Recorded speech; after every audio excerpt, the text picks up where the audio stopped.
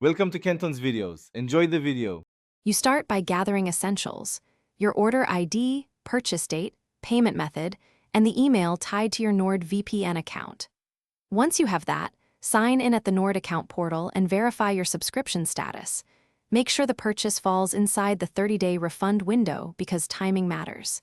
If you bought via Apple, Google Play, or Amazon, you must cancel through that vendor instead. Otherwise, proceed in your account settings to locate the subscription and the cancel option.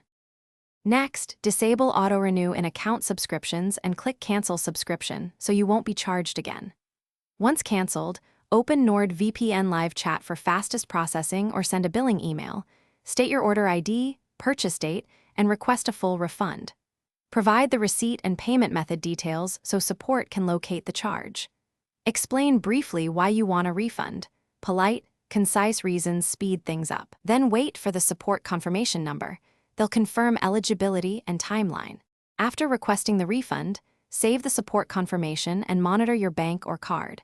Refunds typically appear in 7 to 30 days depending on the issuer. If you don't see the refund within the promised window, reply to the support thread with the confirmation ID and ask for escalation.